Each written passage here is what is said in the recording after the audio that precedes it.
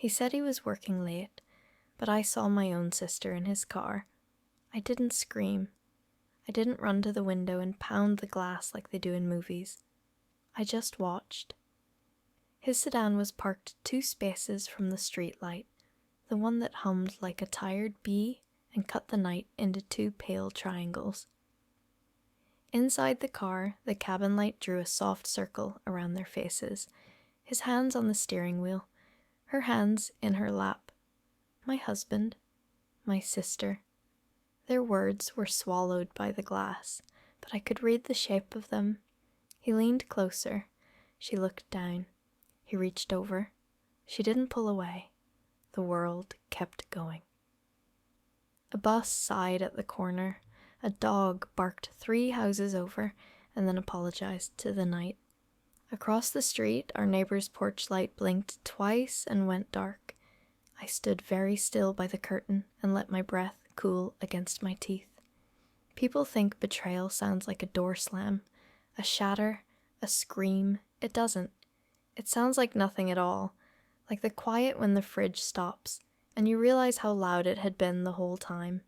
For months he had been working late, meetings that started after dinner and stretched past midnight, projects that needed one last push. Some nights he came home with a faint scent of fresh air and street dust, not printer toner and stale coffee. I noticed. I always notice. I am the kind of woman who buys 2 of everything and keeps 1 in a labeled drawer, the kind who knows which floorboard complains when you step wrong. I don't miss things. I file them. I filed the receipts that didn't match the stories. I filed the new playlist in his car with songs he never used to like.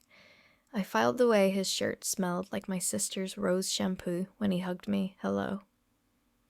My sister, Lila, moved back into the city at the end of winter, pale and thin, the way people look when they have tried to outrun themselves and failed.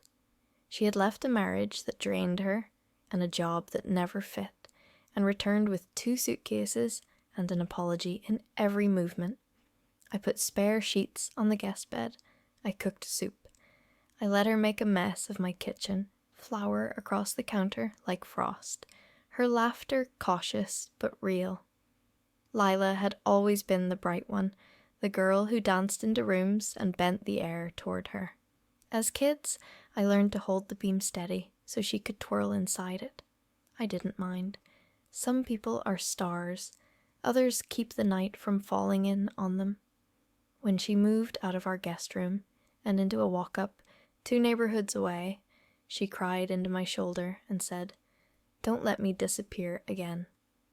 I won't, I promised, and I meant it. I always mean it, so when I saw her in his car, I kept looking until I could no longer pretend I was wrong. He touched her cheek with the back of his hand. She closed her eyes like someone bracing for a photograph. Then he killed the cabin light. The car dissolved into the larger dark. I made tea. Not because I wanted tea, but because tea has steps. Kettle. Water. Switch. Wait. I stood in the soft kitchen light and thought of our house, the scuffed pasteboard in the hallway from when we moved the bookcase, the dent in the fridge door where he had elbowed it shut while laughing, the tiny chip on the bathroom sink shaped like a crescent moon. A life is a museum of small damages you agree to love. He came in an hour later with night air on his coat and the street still clinging to his shoes. He kissed my hair the way men kiss an old ring. Careful, loyal, far away. He said the meeting ran over. He looked tired. He always looked tired now.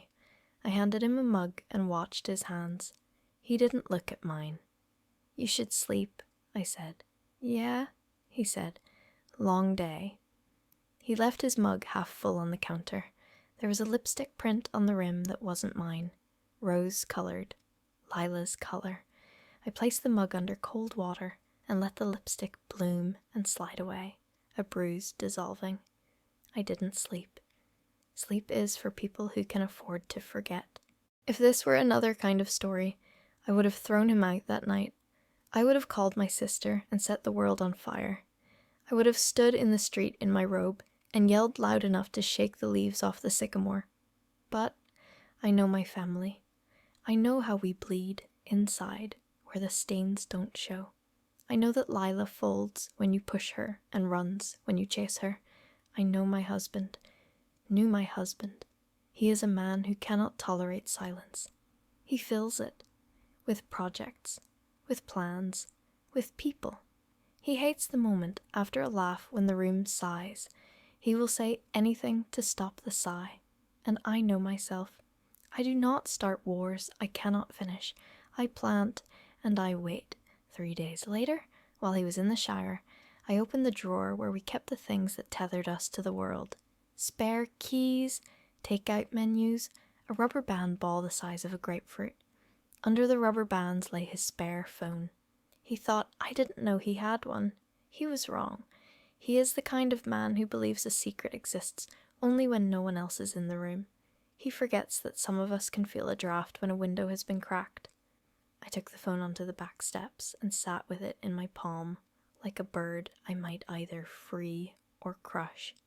I didn't need to guess the code. 4 digits. The month and day of Lila's birthday. Shame has a smell. It smells like hot metal. I could have scrolled through photos. I could have skimmed the messages. I didn't. If I saw images, I would never sleep again. Words lie less than pictures.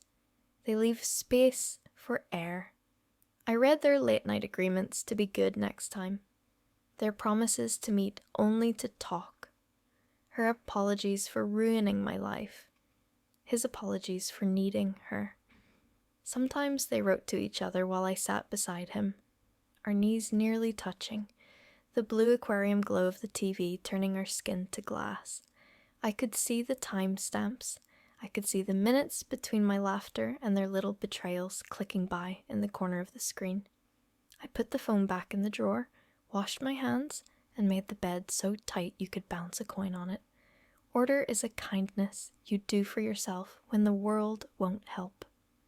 Our mother used to say, when something breaks, look for the first crack. The first crack here wasn't Lila rolling her suitcase into my hallway last winter. It wasn't my husband telling me he had just one more deadline. It was some evening years earlier when I told myself my steadiness was enough for both of us. I was a soft landing, a packed lunch, a reminder call. I was everything you need when you're the kind of person who hates to need. I made it easy for him, never to ask what I needed. People like me get rewarded for being the floor, until someone decides they miss the sky. I didn't tell anyone, not yet. I went to work. I answered emails. I made small talk with the barista and asked about her sick cat. I sprinkled parsley over soup and kept the house from tilting. I was not powerless. He thought he had married an audience. He had married a ledger. Quiet women with good memories are not safe people to lie to.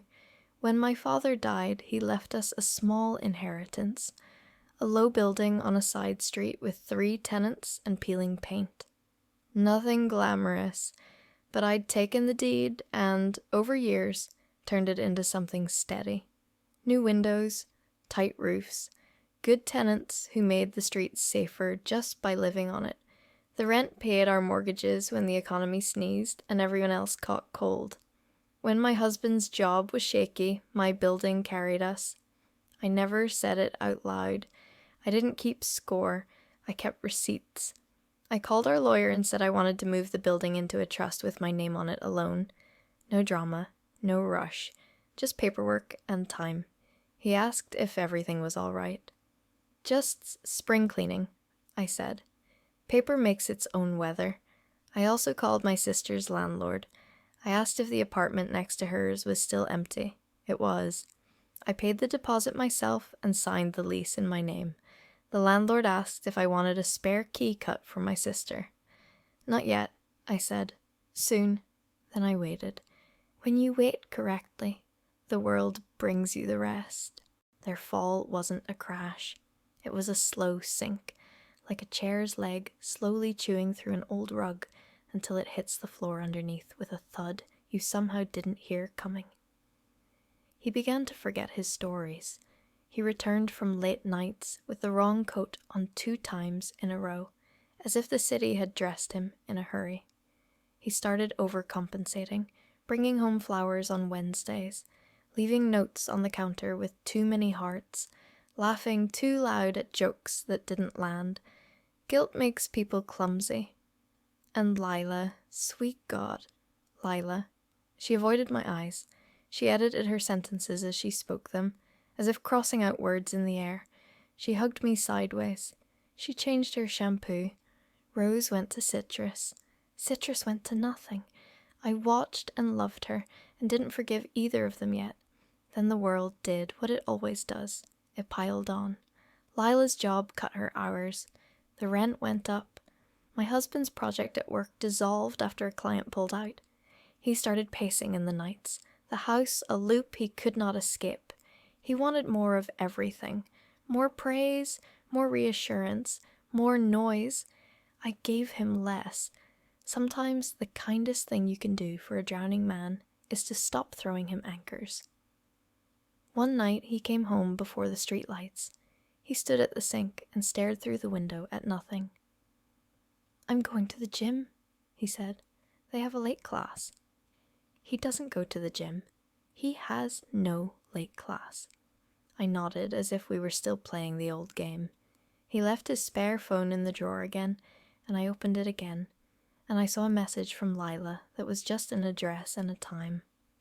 I texted back from his phone, "Running late? Don't wait for me." Then I turned off the spare and put it back under the rubber bands. I got dressed. The address led me to a parking lot behind a discount furniture store. Beyond it, a small park hunched under a hill, swings creaking in the wind like old door hinges.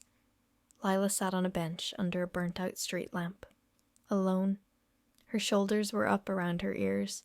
The night had turned cold on a whim. When she saw me, she flinched, and then went still, the way deer go still, because stillness is the only prayer they know. I sat on the far end of the bench, space enough between us for the truth to sit too. "I thought you were him," she said finally. Her voice was smaller than I remembered it ever being. "I know," I said. She tucked her hands between her knees. I could see the pale lines of old scars on her knuckles from when she had tried to open a can without a proper opener once, as a teenager. She has always tried to make do with the wrong tools. The silence stretched. Somewhere in the park, a child laughed, the sound left over from a better afternoon. "You knew?" she said. Not a question. A verdict.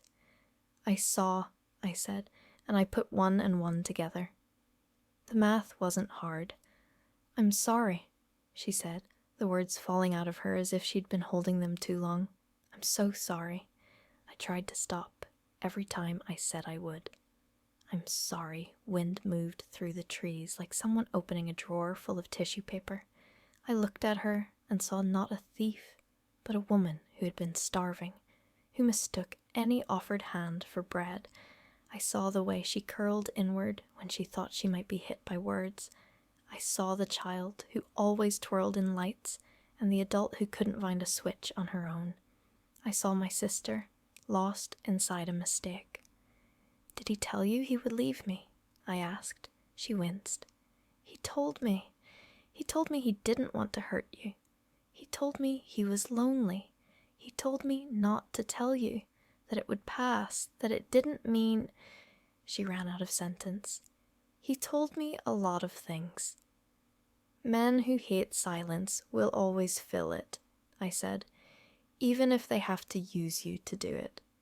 She made a sound that could have been a laugh if it had any joy in it. "I deserve it. Whatever you're going to say. Whatever you're going to do." She drew a breath so thin I could barely see her chest move. "Just don't stop talking to me. Please." I can take anything, but that I stared at the gravel under our feet until the little stones became stars. "You're going to move," I said. Tomorrow. I've signed a lease next to your place. It's in my name, paid up for a year. You will take that key and sleep without looking over your shoulder. You will eat decent food and let your hands stop shaking. You will see a counselor. I will pay for it. You will not see him again. Not because I will forbid it, but because you will not be that woman anymore. She turned her face toward me so fast, a curl smacked her cheek. You're helping me? I am helping us, I said. I am helping the part of me that still wants a sister when we're 80, and the streetlight hums and our bones hurt when it rains. She began to cry. It was the quiet crying that doesn't break a person, only cleans them. And him, she whispered. The pronoun tasted like rust. Him, I said. I'm going to let the world answer. The world answered within the week. His office announced layoffs. His project evaporated into an email with too many bullet points and no signature. He spent 2 days walking the house like a man counting steps to keep his heart beating right. I cooked and set plates and washed them, and didn't mention the elephant in the kitchen. Elephants do not like being seen. They stop by on their way to other homes and leave dents in the floor. On Friday, he came home early, eyes bloodshot, tie hanging wrong. I lost it, he said. They cut me. Can you believe it? After everything I've done for them? I could believe it. He sat and stared at the blank TV. He didn't ask to be held. He doesn't know how. I poured him water and placed it by his elbow. When he reached for it, his hand shook. We'll be fine, I said, calm as a metronome. We were fine before your raise. We were fine before your bonus last year. We will be fine after he blinked, confused by the fact that the floor wasn't dropping out. We'll sell the building if... he began. We won't, I said. It's not ours. He frowned, the math again too much for him. What do you mean? It's mine, I said, in trust. Signed, filed, done. We will not sell it. We will make coffee. We will make budgets. We will breathe. He stared at me like I had switched languages mid-sentence. That night, he slept in a knot and woke early. He stood in the doorway while I watered the snake plant that refuses to die. I need to tell you something, he said, and then the truth finally crawled out of him, scratched and skinny. The late nights, the parked car, the promises, the lies. He tried to speak gently and failed. He tried to keep himself the hero in the story and failed. The facts don't care how soft you make your voice. I listened, not because I needed his story. By then I had all the chapters, but because everyone deserves to hear their own voice in the room where their life changes. When he ran out of words, I nodded once. I'm sorry, he said, the old currency. I know, I said, the new one. What do we do? He asked, which meant, what do you do to make this not my fault? We separate, I said, quietly at first. Kindly, if you let it be kind. I have already spoken to a lawyer. You will take the spare room at your friend's place for now. I will keep the house. I will keep the building. You will keep your clothes and your books and the things you can carry without help. We will be civil. We will be adults. I looked up at him, met his eyes head on for the first time in weeks. We will not be cruel even when it is easy. He laughed without air. You've planned this. I plan everything, I said. That was part of the problem. He nodded like someone accepting a sentence handed down by a fair judge. For a moment he looked like the man I married, the one who held my elbows when I cried after my father's funeral and said nothing, which was exactly what I had needed from him then. Maybe there were versions of us that could have survived. We didn't live in those versions. We lived here. He packed without slamming drawers.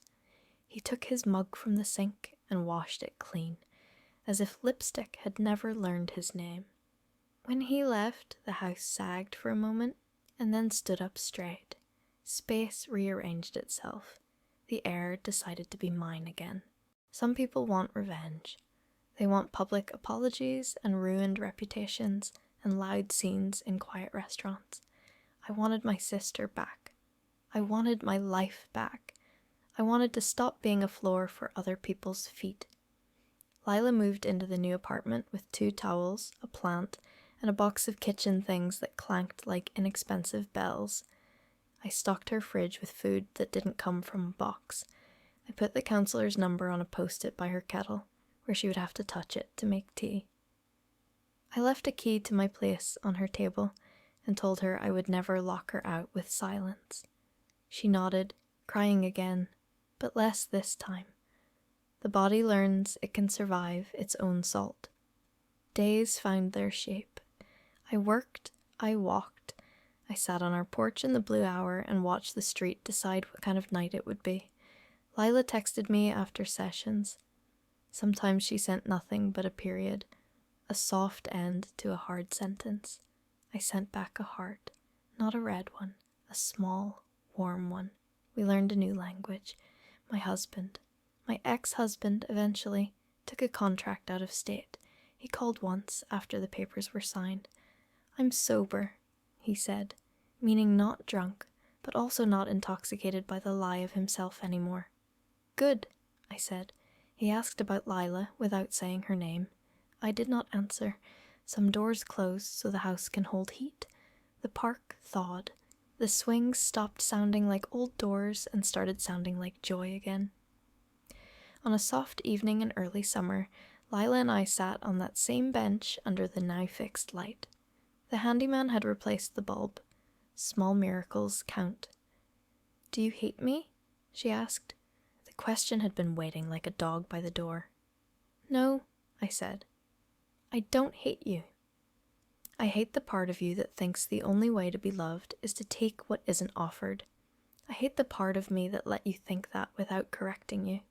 She nodded, absorbing the blow and the blessing at the same time. "I don't know how to make this right." "You don't," I said. "You live. You tell the truth. You stop disappearing." She reached into her bag and pulled out a small bottle of rose shampoo. She held it like a confession. "I kept it," she said, embarrassed and almost laughing. "I didn't know why." "Because you thought you had to smell like someone else to be seen," I said. "You don't." We threw it away together on the walk home, the bottle thunking softly against the metal like a bell that only we could hear. I don't tell this story for pity. Pity is cheap and leaves a sticky film. I tell it because there is a way to walk through a fire without coming out blackened.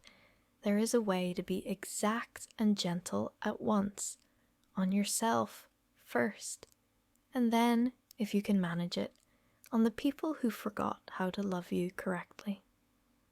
Some nights I still wake to the hum of that streetlight in my head, and I see their faces in the small circle of the car's cabin light. I let the picture run until it empties. Then I get up and make tea because tea has steps. Kettle, water, switch, wait. I stand in my kitchen and listen to the house breathe. The snake plant refuses to die. The fridge hums. The world doesn't end. It narrows and then widens again, like the tide forgiving the shore for being there. Sometimes, late, Lila knocks on my door, and we sit on the porch, wrapped in blankets, even if it's warm. We talk about ordinary things. Laundry, a new baker on her corner, the pigeon who thinks the railing belongs to him. Sometimes, we don't talk at all. The silence between sisters, when it's the right kind, is a bed you can finally sleep in. If you're listening, if you've ever stood behind a curtain and watched the night show you a truth you didn't ask for, I want to tell you this. You don't have to burn down your life to start again. You can open a window. You can label a drawer. You can put a key on a table and say, "This is yours if you want to live." You can move a building into a trust and your heart into a safer body. You can forgive without forgetting.